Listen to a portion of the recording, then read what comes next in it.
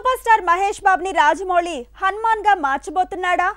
Lord Hanuman ని inspiration గా తీసుకుని ప్రిన్స్ పాత్రని జక్కన డిజైన్ చేస్తున్నాడా? ఇప్పుడు ఎటు చూసినా ఇవే గుసగుసలు. ఇది లీక్ అయిందా లేదంటే కేవలం పుకార్లతో వచ్చిన హైకా?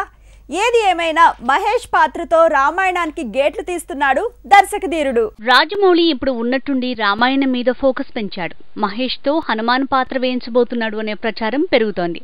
ట్రిపుల్ లో మొదలైన రామాయణం కొత్త సినిమాతో సరికొత్తగా నెక్స్ట్ లెవెల్లోకి వెళ్లనుంది. నిజానికి మహాభారతం, రామాయణం ఇలా ఎపిక్స్ నుంచి కథలని ప్లాన్ చేసే పని ఎప్పుడో మొదలుపెట్టాడు జక్కన్న. అయితే ఈసారి సీరియస్ గా రామాయణ మహాభారతాల్లోని పాత్రల్ని వాడేయటంలో ఒక అడుగు ముందుకేస్తున్నాడు రాజమౌళి. బాహుబలి, మహాభారతం నుంచి ఇన్స్పైర్ అయ్యే పాత్రలు, కథనాలు రెడీ చేసుకున్నాడు రాజమౌళి. ట్రిపుల్ మాత్రం రాముడి పాత్రని రెఫరెన్స్ కి తీసుకున్నాడు. ఇప్పుడు అంతకు మించి అనేలా డైరెక్ట్ గా హనుమాన్ మీదే ఫోకస్ పెంచాడు. అయితే ఆల్రెడీ అలాంటి కథతోనే తేజ సజ్జా మూవీ హనుమాన్ వస్తుండటమే జక్కన్నని ఆలోచనలో పడేస్తోందట. నిజానికి మహేష్ బాబుతో రాజమౌళి ప్లాన్ చేసిన మూవీ ఇండియానా జోన్స్ లా ఉంటుందన్నారు. ఆ ఫిలిం టీం నుంచి రైట్స్ తీసుకుని ఆ ప్లాట్ ని మనకు తగ్గట్టుగా జక్కన్న డిజైన్ చేస్తున్నాడన్నారు.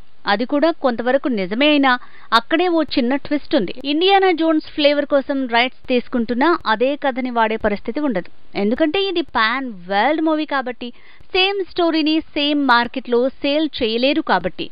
అయితే సౌత్ ఆఫ్రికన్ నావెల్ కి ఇండియన్ మెథడాలజీని కలిపే పనిలో ఉన్నాడట జక్కన్న.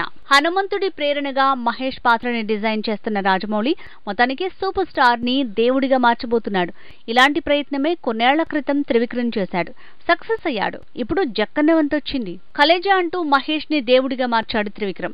అలాంటి ప్రయత్నమే ఇప్పుడు హనుమాన్ పాత్ర ప్రేరణతో రాజమౌళి చేస్తున్నాడట. అంటే ఇదో సూపర్ న్యాచురల్ పవర్స్ ఉన్న హనుమాన్ లాంటి పాత్ర అని ఆల్రెడీ ప్రచారం పెరిగింది. అంచనాల భారం పెరుగుతోంది.